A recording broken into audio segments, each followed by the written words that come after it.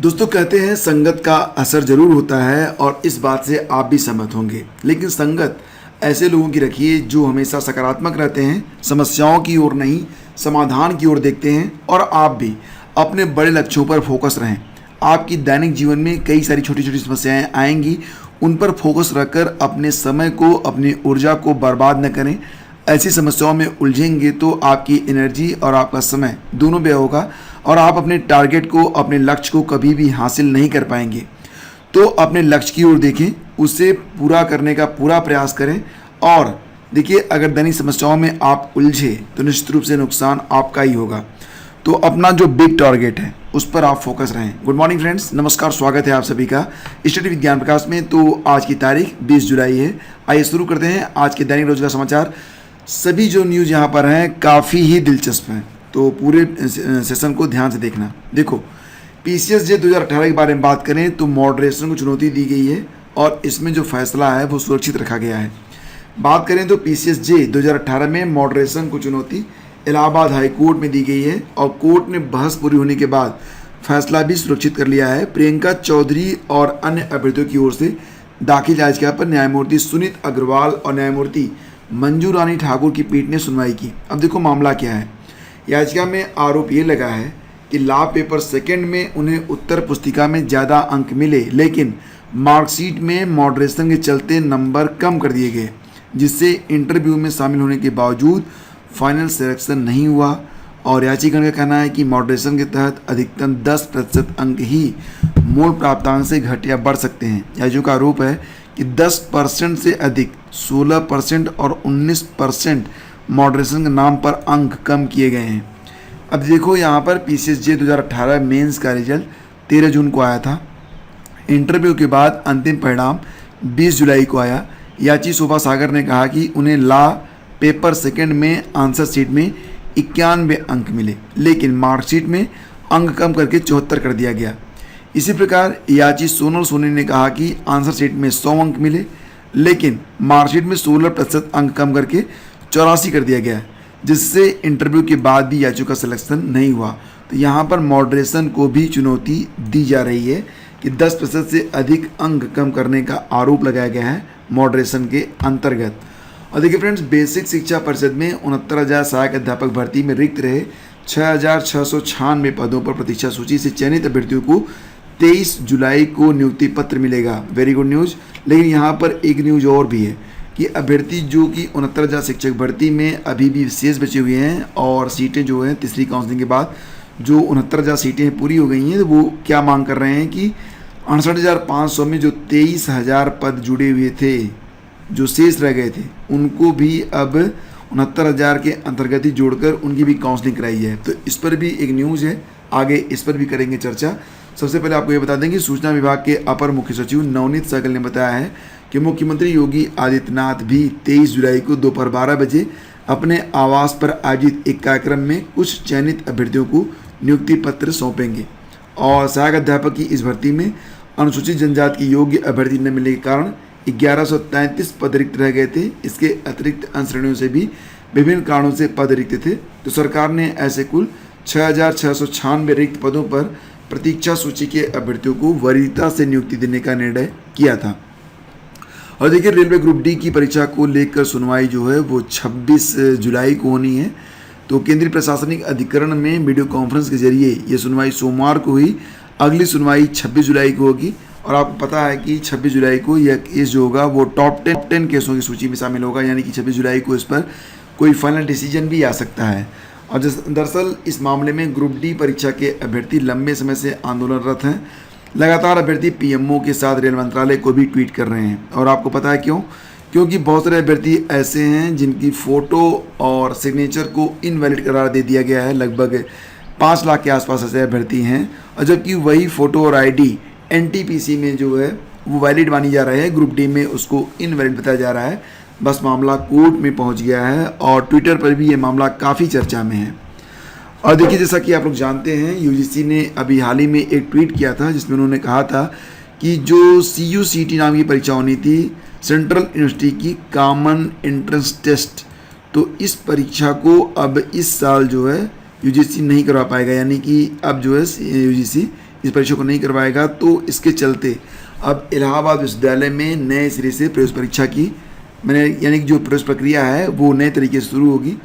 तो जैसा कि आप लोग जानते हैं, अभी तक कहीं पर भी प्रवेश प्रक्रिया जो सेंट्रल यूनिवर्सिटीज़ हैं उसमें शुरू नहीं हो पाई थी। वजह ये थी कि यूनिवर्सिटी ये मान चल रही थी कि जो स्नातक और परास्नातक के कार्यक्रम हैं उसमें CUCT के द्वारा ही प्रवेश दिया जाएगा, लेकिन अब ऐसा नहीं है। तो देखिए, अब यहाँ पर सभी विश्वविद्यालय अपने स्तर से पूर्व की भांति प्रवेश प्रक्रिया पूरी कर सकते हैं, ये बात कही गई है UGC के ट्वीट में। तो इसी आधार पर सोमवार को इलाहाबाद विश्वविद्यालय प्रवेश प्रकोष्ठ में एक बैठक हुई है और अब ये जो पूरी प्रक्रिया होगी वो अगस्त में शुरू होने की सूचना प्राप्त हो रही है। देखो, 16 जुलाई को ही टेंडर जारी हो गया था, 21 दिन बाद ये टेंडर फाइनल होगा, उसके बाद एजेंसी का चयन होगा और फिर प्रवेश के लिए ऑनलाइन आवेदन की प्रक्रिया शुरू हो जाएगी। तो बिल्कुल पिछले साल की तरह ही इलाहाबाद विश्वविद्यालय में इस साल भी प्रवेश प्रक्रिया पूरी की जाएगी। और फ्रेंड्स, राजकीय इंटर कॉलेज में LT ग्रेड सामाजिक विज्ञान और हिंदी के चयनित शिक्षकों को नियुक्ति देने के लिए पोर्टल जो होगा वो आज से खुल जाएगा, आज यानी कि मंगलवार से। तो यह आश्वासन प्रौद्योगिकी मोर्चा से जुड़े चयनित शिक्षकों को निदेशक माध्यमिक विनय कुमार पांडे ने दिया है। प्रौद्योगिकी छात्रों से शिक्षा निदेशक माध्यमिक विनय कुमार पांडे ने कहा कि 20 जुलाई को दोनों विषयों के लिए पोर्टल ओपन हो जाएगा और उत्तर प्रदेश लोक सेवा आयोग की ओर से TGT हिंदी और सामाजिक विज्ञान का परिणाम 16 सितंबर को जारी किया गया था। परीक्षा तो आपको पता ही है 29 जुलाई 2018 को हुई थी और कितने पेज आए हैं इससे आप अवगत ही हैं। फिलहाल पोर्टल आज से ओपन हो रहा है और अब जितने भी चयनित अभ्यर्थी हैं उनकी नियुक्ति का रास्ता बिल्कुल साफ हो गया है। DLED प्रवेश 2021 के लिए आज से पंजीकरण भी शुरू हो रहा है। तो जैसा कि आप जानते हैं, प्रदेश के सरकारी और निजी DLED कॉलेजों में प्रवेश के लिए 20 जुलाई से आवेदन की जो प्रक्रिया होगी वो शुरू हो जाएगी। लास्ट डेट 10 अगस्त है। वेबसाइट क्या होगी updled.gov.in या फिर आइए हमारे टेलीग्राम चैनल पर, वहाँ पर भी आपको सारी जानकारी मिल जाएगी, नोटिफिकेशन भी मिल जाएगा। तो देखो, यहाँ पर जितने भी डाइट हैं या फिर CTE वाराणसी और निजी DLED प्रशिक्षण संस्थान हैं उसमें DLED के लिए प्रवेश प्रक्रिया आज से शुरू हो रही है। प्रवेश के लिए 10 अगस्त तक आप आवेदन कर पाएंगे। संशोधन नहीं होगा, तो आवेदन के समय ही आपको बहुत ही ध्यान से जो है आवेदन करने की ज़रूरत है। वेबसाइट है updled.gov.in। आगे बढ़ते हैं और देखिए, स्केलिंग और मॉडरेशन UPPSC 2019 और 20 का जब से कट ऑफ जारी हुआ है, अभ्यर्थी इसको लेकर बहुत सारे परेशान भी हैं क्योंकि मानविकी और हिंदी मीडियम के जो स्टूडेंट हैं उनको काफ़ी नुकसान होता हुआ नज़र आ रहा है। तो PCS 2019 और 2020 के कट ऑफ अंक और मार्कशीट जारी होने के बाद स्केलिंग और मॉडरेशन को लेकर शुरू हुआ विवाद अब आंदोलन की दिशा में बढ़ रहा है। प्रतियोगियों ने स्केलिंग और मॉडरेशन के मुद्दों पर मुहिम छेड़ दी है। हजारों की संख्या में प्रतियोगी छात्र उत्तर प्रदेश लोक सेवा आयोग के अध्यक्ष और मुख्यमंत्री तक ईमेल के माध्यम से अपनी बात पहुंचाने की कोशिश कर रहे हैं। सोमवार को अभ्यर्थियों ने आयोग में ज्ञापन देकर अध्यक्ष से मिलने के लिए समय भी मांगा है।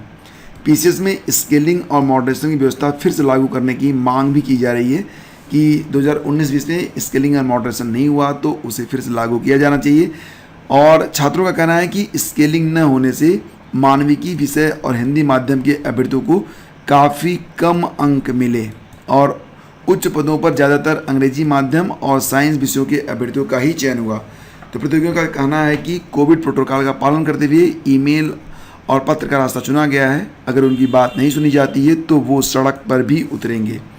तो ये पूरा है मैटर। और आपको बता दें कि साइंस वालों पर बरसे नंबर जब कट ऑफ जारी हुई थी तो ये तब की न्यूज़ है और आपने देखा था कि जो टॉप 5 रहे थे दोनों साल PCS 2019-2020 में, उसमें ज़्यादातर या तो बीटेक के या फिर साइंस बैकग्राउंड के ही अभ्यर्थी रहे थे।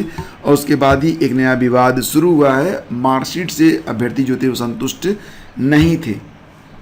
और देखिए, PCS 2018 के तहत अनुभव प्रमाण पत्र को लेकर विवादों का सिलसिला थमने का नाम नहीं ले रहा है। एक अभ्यर्थी ने UPPSC के अध्यक्ष को संबोधित ज्ञापन देकर दावा किया है कि तमाम अभ्यर्थियों के अनुभव प्रमाण पत्र में वेतन बैंड और ग्रेड पे का जिक्र नहीं है, बल्कि आयोग की ओर से अनुभव प्रमाण पत्र के लिए जारी प्रारूप में इसके लिए अलग से कॉलम बना हुआ है, जिन्हें तमाम अभ्यर्थियों ने खाली छोड़ दिया। इसके बावजूद भी उनका चयन किया गया है। तो अभ्यर्थी अशोक कुमार ने आयोग के अध्यक्ष को संबोधित ज्ञापन में कहा है कि सुप्रीम कोर्ट से आयोग की SLP खारिज की जा चुकी है। ऐसे में आयोग को हाई कोर्ट के आदेश के अनुपालन में प्रधानाचार्य पद के चयनितों की संशोधित सूची जारी करनी है। अशोक कुमार का कहना है कि अनुभव प्रमाण पत्र के प्रारूप 2 में वेतन बैंड और ग्रेड पे का कॉलम है। अगर किसी के अनुभव प्रमाण पत्र में संयुक्त शिक्षा निदेशक के हस्ताक्षर हैं, लेकिन वेतन बैंड और ग्रेड पे का कॉलम खाली है, तो ऐसा अनुभव अवैध और अपूर्ण है। ये भी कहा गया कि अशोक कुमार ने आयोग के अध्यक्ष से आग्रह किया है कि प्रधानाचार्य पद के चयनितों की नई सूची को पूरी पारदर्शिता से तैयार करने के बाद ही जारी किया जाए। और देखिए फ्रेंड्स, बात करते हैं 69,000 शिक्षक भर्ती में शामिल नहीं हुए 23,000 रिक्त पद। तो देखो यहाँ पर जो पूरा मसला था वो क्या था, मैं आपको बता दूं कि 68,500 और 69,000 अब तक 2 शिक्षक भर्तियाँ हुई हैं और 69,000 में 3 राउंड काउंसलिंग के बाद सभी पद भरे जा चुके हैं। लेकिन 68,500 में जो लगभग 23,000 के आसपास पद रिक्त हैं, तो 69,000 शिक्षक भर्ती में कुल पास आउट हुए थे 1,46,060 अभ्यर्थी, जबकि लगभग 77,060 अभ्यर्थी अभी भी चयन प्रक्रिया से बाहर हैं, यानी कि इनका चयन नहीं होगा। तो ऐसे अभ्यर्थी अब ये मांग कर रहे हैं कि जो 23,000 पद 68,500 के हैं उनको भी 69,000 में जोड़ा जाए और जो बाकी के यहाँ पर अभ्यर्थी हैं उनको भी नियुक्ति दे दी जाए। लेकिन बेसिक शिक्षा परिषद के प्राथमिक स्कूलों की 69,000 पदों की शिक्षक भर्ती में 68,500 भर्ती के खाली पद शामिल नहीं किए जाएंगे। वजह क्या है कि दोनों भर्तियों का विज्ञापन, परीक्षा का प्रारूप, कट ऑफ अंक और शैक्षिक अर्हताएँ अलग अलग हैं। सबसे इससे उन अभ्यर्थियों को तगड़ा झटका लगा है जो लिखित परीक्षा उत्तीर्ण हैं और 23,000 रिक्त पदों पर चयन कराने की मांग कर रहे थे।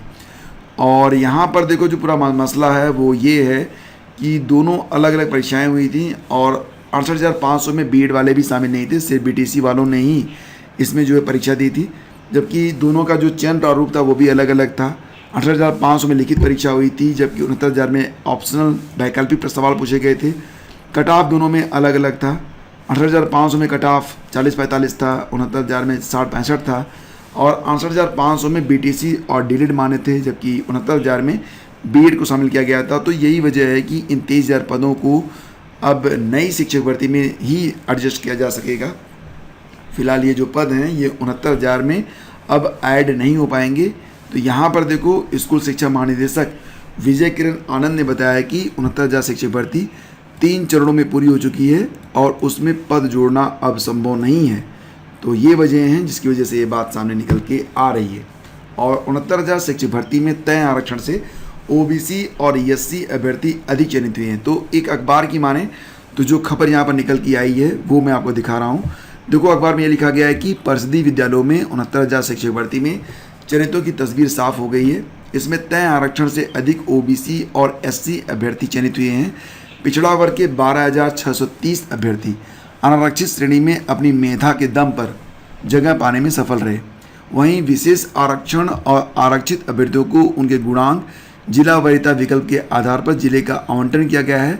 महानिदेशक स्कूल शिक्षा विजय किरण आनंद ने बताया कि आरक्षित श्रेणी के अभ्यर्थियों को उनके गुणांक, श्रेणी, जिला वरीयता विकल्प के आधार पर सबसे पहले अनारक्षित श्रेणी के रिक्त पदों के सापेक्ष उपलब्धता देखी गई है। तो देखो यहाँ पर अनारक्षित के जो पद हैं वो 34,589 थे और इसमें चयनितों की जो संख्या है वो 20,301 है।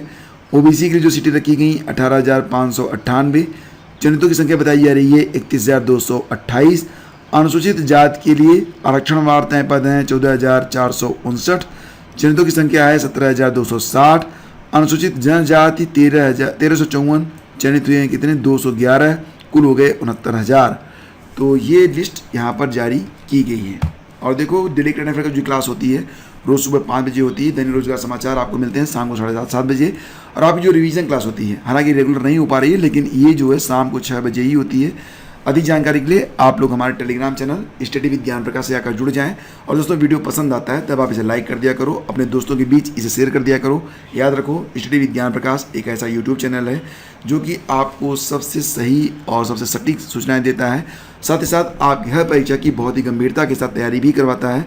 तो बने रहिए हमारे साथ। Thank you so much, have a great day. जय हिंद।